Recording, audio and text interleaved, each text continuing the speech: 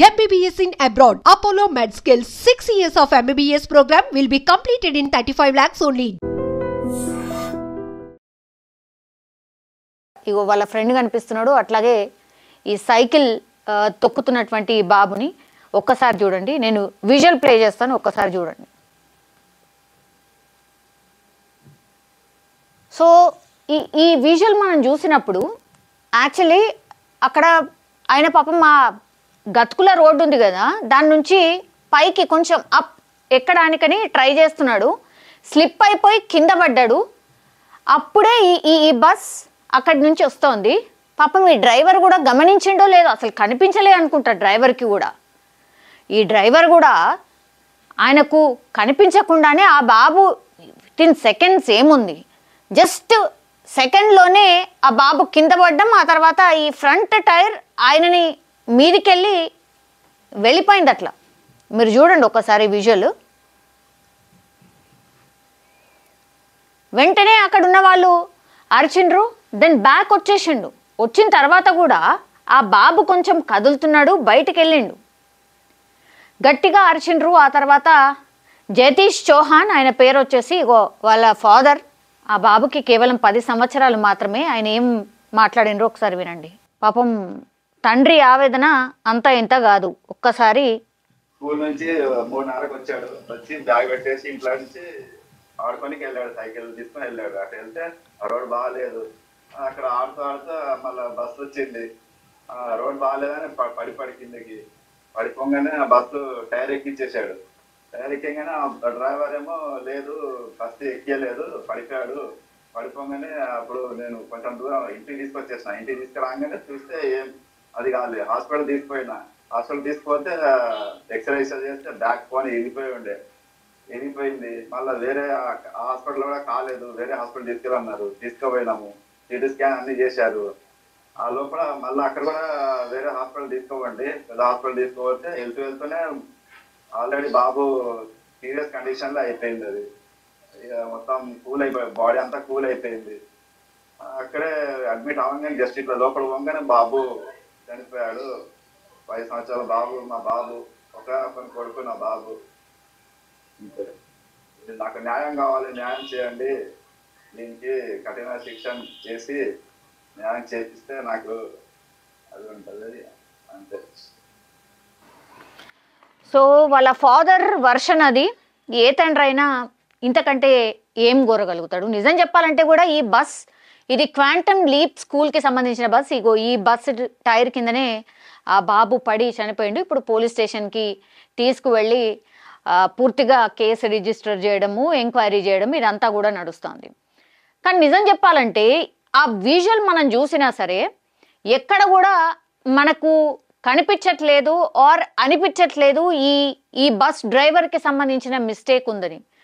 ఎందుకంటే ఆ విజువల్లో క్లియర్ కట్గా కనిపిస్తోంది. బాబు ఆడుతూ ఆ గతుకుల రోడ్లో, మీరు ఒకసారి ఆ విజువల్ చూడండి.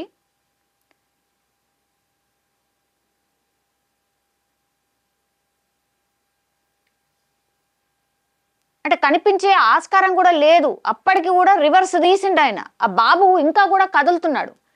ఇది వాళ్ళు ఉంటున్నటువంటి ప్రాంతం.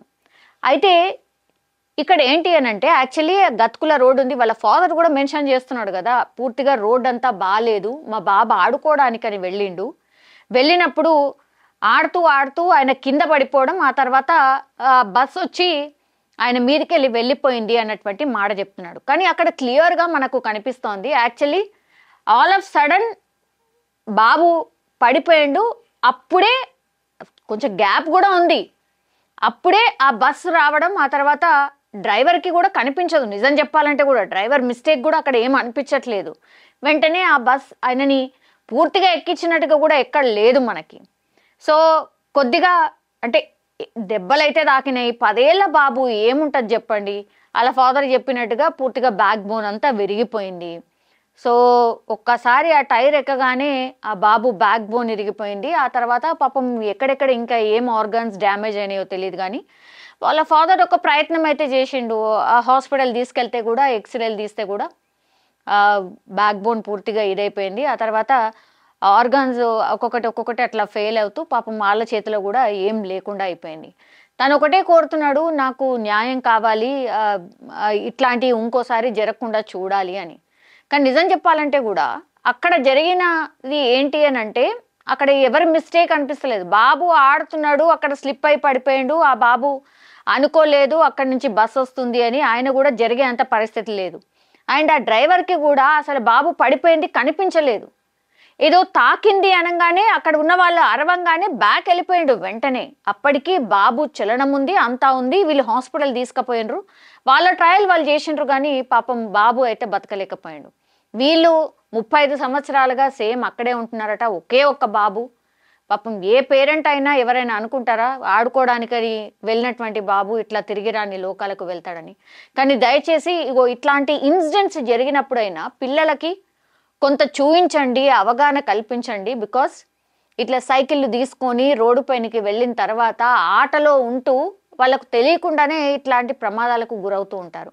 సో పేరెంట్స్ దయచేసి కొంత వాళ్ళకి జాగ్రత్తలు చెప్పడమే కాకుండా ఎవరైనా చూసేలాగా, అంటే వాళ్ళు ఎటుపోతున్నారు ఏంది చూసేలాగా, మగపిల్లడా ఆడపిల్లల చిన్నగా ఉన్నారు కదా, వాళ్ళు ఆడుకుంటారు, ఎప్పటి నుంచో అలవాటు, ఇక్కడ చుట్టుపక్కల ఉన్న వాళ్ళు అందరూ తెలుసు అని అనుకుంటే ఇట్లాంటి కొన్ని ఇన్సిడెంట్స్ జరిగినప్పుడు మనకు ఒక లెసన్ అనమాట.